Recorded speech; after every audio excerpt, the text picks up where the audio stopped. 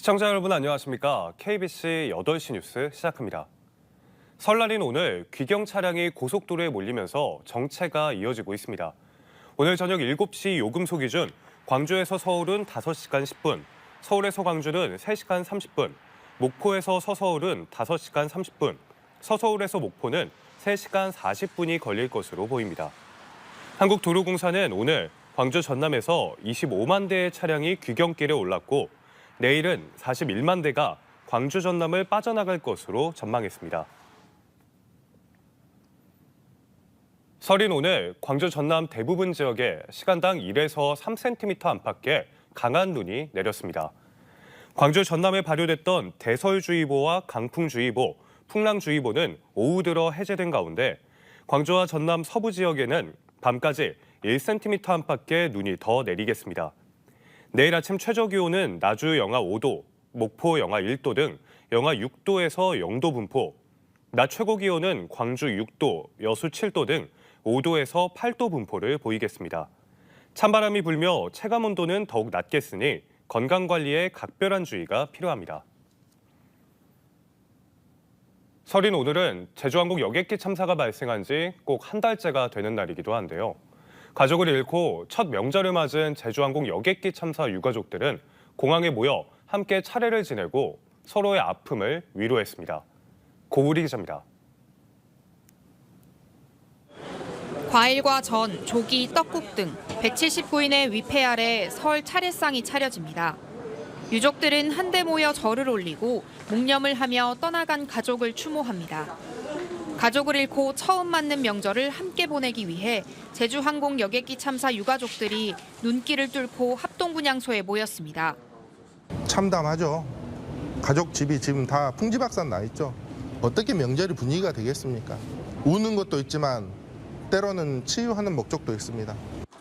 참사 발생 한 달. 유족들은 같은 아픔을 가진 서로를 다독이며 서로에게 새 가족이 되어주었습니다. 그리고 여느 가족들처럼 함께 명절 음식을 준비하고 세배와 덕담을 주고받았습니다. 설을 맞아 고향에 있는 가족을 보러 온 귀성객들도 분향소를 찾아 유족들의 아픔을 함께했습니다. 그 전부터 좀 마음의 빚이 있었고 며칠 전부터 좀 생각을 하고 있었거든요. 주변 분들의 아픔을 같이 나누는 게 그게 사람의 도리다. 이걸 좀 알려주고 싶었습니다. 제주항공 여객기 참사 유가족들은 다음 달 15일 희생자들의 49제를 지낸 뒤 무안공항을 떠나 광주에서 만남을 계속할 계획입니다. KBC 고울입니다. 제주항공 여객기 참사가 발생한 지 한 달이 지난 가운데 사고 원인 조사와 경찰 수사가 탄력을 받고 있습니다. 항공사고조사본부는 엔진 상태 확인과 가창오리 시로 채취를 통해 엔진 전 부품을 분해하고 이 과정을 거쳐 랜딩 기어가 작동하지 않은 이유를 파악할 예정이며 참사를 키운 콘크리트 둔덕, 로컬라이저는 별도의 용역을 통해 분석할 계획입니다.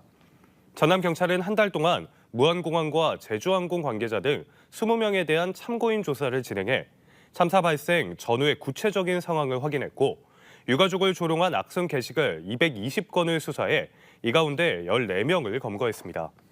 전남도는 무안국제공항 합동분향소를 다음 달 중순까지 운영하기로 했고 무안공항 인근의 부지를 물색해 희생자들을 기리는 추모 공간도 조성하기로 했습니다.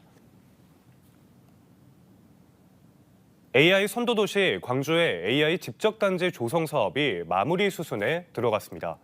국내 최고 수준의 인프라가 갖춰지면서 광주를 찾는 AI 기업들도 점차 늘고 있는데요.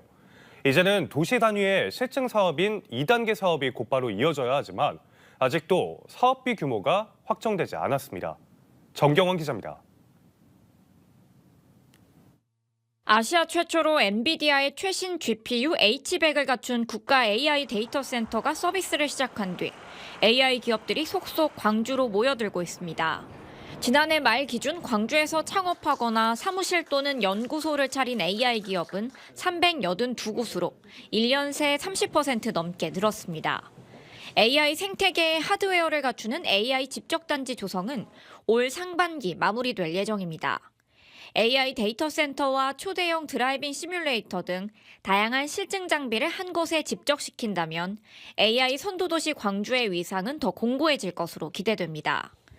에너지, 모빌리티, 헬스케어 등 다양한 77종의 실증 장비를 구축을 하여서 AI 기업들이 이를 활용할 수 있도록 하고 있습니다. 다만 현재 지금 25년 이제 6월까지 실증 창업동이 지금 공사 중에 있고요. 지역 AI 기업들을 위한 광주시의 지원도 속도를 내고 있습니다. 그동안 엔비디아의 범용 반도체를 구입해 사용할 수밖에 없었던 지역 AI 기업들은 비싼 비용과 수급난으로 어려움을 겪어왔습니다. 광주시는 지난해 잇따라 유치한 AI 반도체 설계 기업과 손을 잡고 지역 AI 기업들의 수요에 맞는 광주형 AI 반도체를 만들기로 하고 올해 CES에서 엔지니어링 샘플을 선보였습니다. 내년 9월에는 실제로 제품을 생산한다는 계획입니다. AI 응용 기업들이 어떤 구체적인 수요를 설계업체에게 제시를 한다면 설계업체가 각 업체에 맞게 조금 더 성능도 좋고 더 저렴한 그런 반도체를 만들어줄 수 있지 않을까 기대하고 있습니다. AI 관련 사업들이 순조로운 것만은 아닙니다. 특히 AI 인프라를 기반으로 도시 단위 실증을 하는 AI 집적단지 2단계 사업, 이른바 AX 실증밸리 사업은 아직 확정되지 않았습니다. 지난해 민생토론회에서 사실상 예비타당성 조사 면제를 약속받았지만 총 사업비 규모를 두고 기획재정부와 이견을 보여 아직 예타 면제가 확정되지 않은 상황입니다. 예산도 온디바이스 AI 서비스 실증 확산 사업과 AI 사관학교 사업 등 개별 사업들만 일부 반영됐을 뿐입니다. 광주시는 탄핵 정국 등으로 어려움이 많지만 무엇보다 예타 면제가 조속히 확정되고 추경에 사업비가 반영되도록 한다는 계획입니다. 재정 당국과 이 사업을 하는 것에 대해 합의가 되면 먼저 예산의 추경에 편성을 하고 거기에 이제 부기를 해서 예타 면제 절차가 확정되면 집행한다, 이런 방식으로 할 수 있는 것이어서 전국 지자체들이 저마다 AI 사업 유치에 사활을 걸고 있는 상황에서 국내 최고 수준의 AI 인프라를 갖춘 광주가 AI 실증 도시로 또 한 번 도약할 수 있을지 주목됩니다. KBC 정경원입니다.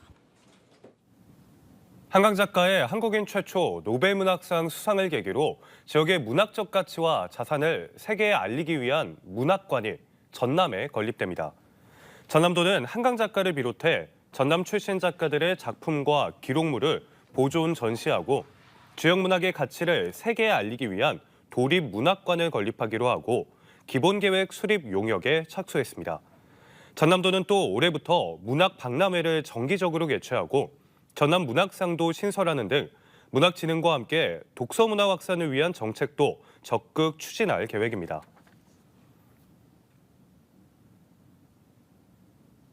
광주에 들어설 예정인 복합 쇼핑몰들이 올해부터 순차적으로 착공에 들어갈 예정입니다. 옛 전 일방부지에 들어서는 더현대 광주는 지난해 말 건축 경관 공동의 심의를 조건부로 통과했으며 올 상반기 자치구의 건축 허가를 통과하면 곧바로 착공에 들어가게 됩니다. 최근 토지비 2차 중도금을 납부한 어등산 관광단지 그랜드 스타필드 광주는 올해 세부 설계와 조성계획 변경 절차를 밟은 뒤 내년 첫 삽을 뜰 것으로 보입니다.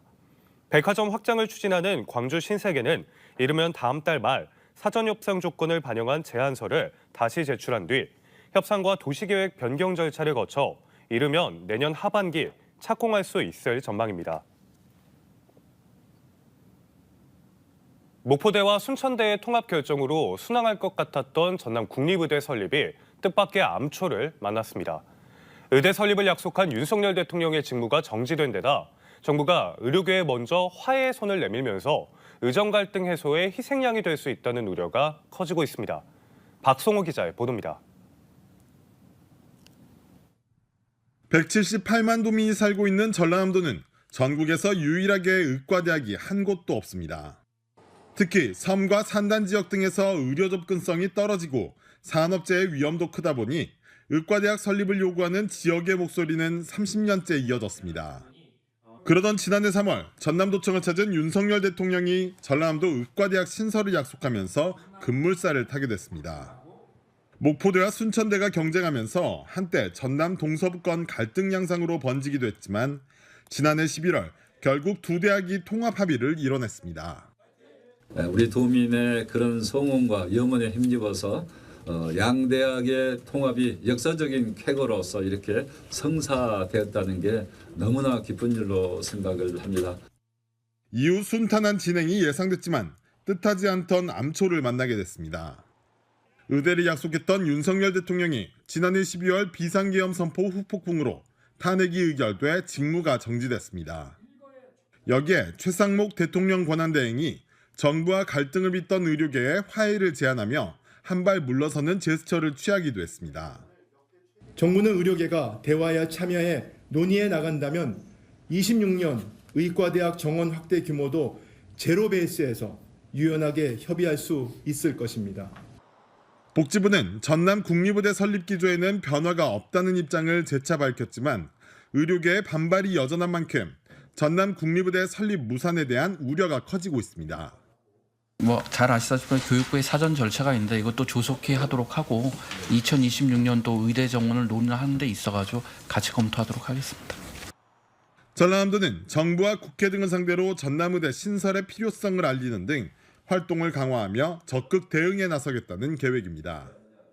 행정의 연속성과 또 신뢰성 차원에서 전라남도 의과대학 신설은 의대 정원 문제와 별개로 이렇게 다뤄져야 합니다. 정부와 또 의료계의 협력을 이끌어내기 위해서 최선을 다하도록 하겠습니다. 내년도 의대 정원 배정이 확정되는 시기는 오는 3월. 극한 의정 갈등 속에 대통령 탄핵까지 겹치면서 전남 지역의 국립의대 설립 계획은 여전히 안개 속을 벗어나지 못하고 있습니다. KBC 박송호입니다. 설날에 80대 어머니를 때려 숨지게 한 60대 아들이 경찰에 붙잡혔습니다. 광주 도문경찰서는 오늘 새벽 0시 10분쯤 광주시 동구의 한 아파트에서 자신과 함께 살던 80대 어머니의 얼굴을 여러 차례 때려 숨지게 한 혐의로 아들 64살 A씨를 붙잡아 조사하고 있습니다. 범행 직후 A씨는 해당 범죄 사실을 알게 된 지인의 신고로 현장에서 경찰에 긴급 체포됐습니다. 경찰은 어머니가 치매를 앓고 있어 뒤따라 죽으려 했다는 A씨의 진술을 토대로 정확한 사건 경위를 조사하고 있습니다. 광주시가 최근 전국적으로 잇따르고 있는 협동조합형 민간 임대주택 사기에 대해 시민들의 각별한 주의를 당부했습니다. 광주시는 협동조합형 민간 임대주택의 경우 발기인 5명 이상으로 조합을 설립하고 관할구청에 조합원 모집 신고를 해야 하지만 조합도 설립하지 않은 채 투자와 가입을 유도하는 사례가 성행하고 있다며 주의가 필요하다고 밝혔습니다. 광주시는 또 발기인과 조합원 모집 단계에서 홍보되는 사업 계획은 확정된 사항이 아니기 때문에 사업 지연과 무산으로 금전적인 피해가 발생할 수 있다고 강조했습니다. 순천시가 지역 의료 자원을 결합해 필수 의료 시스템을 구축해 눈길을 끌고 있습니다.